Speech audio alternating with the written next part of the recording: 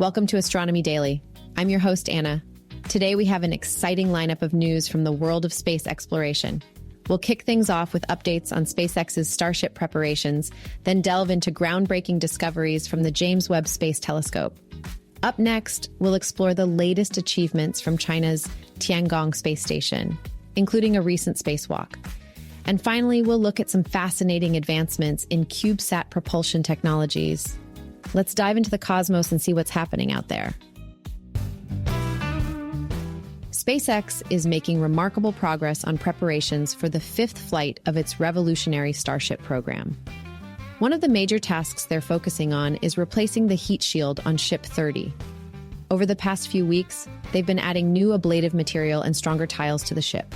The tank sections now feature 4 layers of material, along with a carbon fiber material called Pyron, which acts as an extra layer of protection, just in case the primary heat shield fails.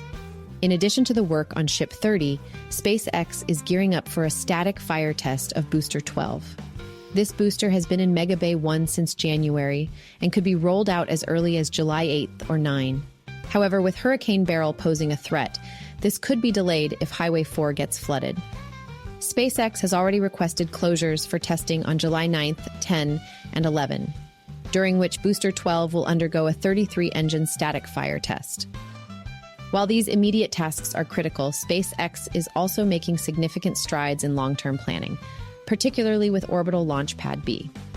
The first tower module has been rolled out to the launch site, although it's yet to be stacked as corner adapters are being prepared. Notably, in a different approach from the original tower next door, Pad B will be a hollow steel structure filled with concrete, adding strength and protection from exhaust during launches. Teams have already integrated commodities lines and cryogenic propellant lines inside the modules before rolling them to the launch site, streamlining the assembly process. Progress doesn't stop there. At the Orbital Launch Pad A, SpaceX has removed the old vertical tanks from the orbital tank farm and has switched fully to horizontal tanks since Flight 4. They have 2 new liquid methane tanks stored at Sanchez, which might be moved to the open space to enhance capacity. This is a crucial step as SpaceX plans to tie this tank farm into Orbital Launch Pad B once the tower and mount are completed. Moreover, SpaceX continues to refine its technology. Ship 31, for instance, rolled back to Massey's for cryo-testing after undergoing repairs from a small explosion and electrical fire. Its readiness for static fire testing could come as soon as 2 to 3 months, provided it doesn't need a complete heat shield replacement like Ship 30. These meticulous preparations and upgrades clearly indicate that SpaceX is pulling out all the stops to ensure the success of their Starship program. When Elon Musk mentioned during Tim Dodd's Starbase tour that the new tower would be taller than the one at Pad A, the ambition was clear. Even though the FAA has set mid-August as the target for completing this new tower, the reality may extend a bit further. Overall, SpaceX's recent efforts showcase a combination of immediate focus areas and well-strategized long-term plans, setting the stage for future missions and their ultimate goal of making life multiplanetary.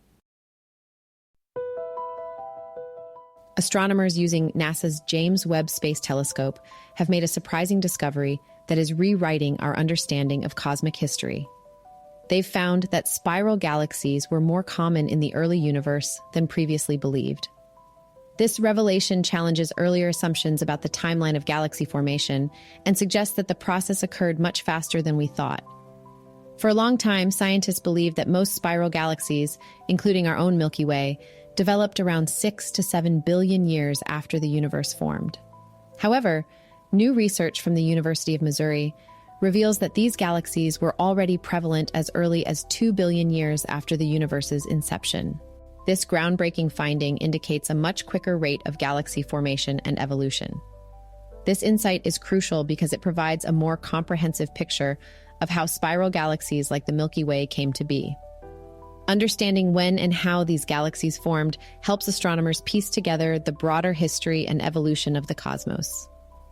The study shows that about 30% of galaxies had spiral structures just 2 billion years after the universe began, which is a significant increase from previous estimates. The advanced technology of the James Webb Space Telescope has been instrumental in making these observations. With its ability to capture detailed images of distant galaxies, JWST allows scientists to peer back in time and study the early universe with unprecedented clarity. This new data helps researchers solve cosmic puzzles and deepens our understanding of the physical processes that shaped the universe. In essence, these findings not only challenge our previous notions, but also open up new avenues for exploring the nature of galaxy formation and the history of our universe. As we continue to analyze data from JWST, we can expect more revelations that will further expand our knowledge and reshape our cosmic timeline. 2 Chinese astronauts from the Shenzhou 18 mission have recently conducted a successful spacewalk outside the Tiangong space station, marking another significant milestone in China's space exploration efforts. Ye Guangfu and Li Kong spent about 6.5 hours working outside Tiangong, focusing primarily on installing space debris protection. Their task was vital for enhancing the space station's long-term operational stability. Space debris poses a significant threat to orbiting spacecraft, and this protection helps mitigate the risk. Utilizing the station's robotic arm, operated by their colleague Li Guangsu, from inside Tiangong, they managed to efficiently place the protective devices around critical extravehicular equipment, mainly focusing on cables and pipelines. Beyond the installation, the astronauts also conducted a thorough extravehicular inspection of the space station's facilities, capturing detailed visuals through Li Kong's helmet camera. This inspection is crucial for ongoing maintenance and ensuring all systems function optimally. This wasn't the first spacewalk for the Shenzhou 18 crew. In a previous EVA in late May, Ye Guangfu and Li Guangsu set a national record by spending about 8.5 hours outside the space station, reinforcing space debris protection on the Mengtian experiment module. Reflecting on the experience, Li Kong expressed a deep sense of pride and awe. He mentioned how the space station looked incredibly beautiful, especially when viewed from the highest point of the robotic arm, despite the glaring sunlight. This sentiment underscores the monumental achievements of China's space program and the dedication of all involved. With 16 spacewalks completed outside Tiangong and 17 astronauts participating in these EVAs, China's Tiangong program continues to advance, marking significant progress in their manned spaceflight capabilities. As we continue to monitor the developments from Tiangong, it's clear that each mission builds upon the legacy of those before it, propelling humanity further into the final frontier. CubeSats are becoming a popular tool for space exploration. These small but powerful satellites are making significant contributions to our understanding of space.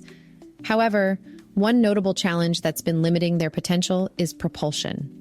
A recent review from Khalifa University has categorized various propulsion technologies for CubeSats, breaking them down into chemical, kinetic, electrical, and propellantless systems. Let's start with chemical propulsion. These are the traditional rockets that most of us picture when we think of space travel. They rely on burning chemicals together to create thrust. While effective, the bulkiness of these systems often makes them unsuitable for CubeSats. Despite advances in miniaturization, chemical propulsion systems are still cumbersome for this application. Next up, we have kinetic systems, which are more suited for CubeSats. These include setups like cold gas thrusters, which expel non-reacting gas to generate propulsion. If the gas is heated slightly before being released, it transforms into what is known as a resistojet system. Both types offer a simpler, more compact alternative to chemical propulsion, though they're still less efficient compared to their large-scale counterparts. Moving on to electrical propulsion, these systems offer more efficient thrust but are more complex to implement. They typically use electric energy to heat propellants before expelling them. There are 3 main types: electrothermal discharge systems, which are akin to advanced arc jets; electrostatic systems, which use electrical forces to accelerate charged particles; and electromagnetic systems, which use magnetic fields to push out ionized propellant. While promising, these systems often require high-precision manufacturing, making them somewhat tricky for widespread use in CubeSats. Lastly, there are propellantless technologies, which have gained attention with projects like the Planetary Society's LightSail. These systems rely on external forces, such as solar sails harnessing sunlight, to move CubeSats. Though they offer the potential for near-limitless thrust, they also face challenges in material development and space constraints. So while CubeSats are coming into their own, the journey towards optimal propulsion continues. Whoever cracks this puzzle will undoubtedly make significant strides in space exploration. That's it for today's episode of Astronomy Daily.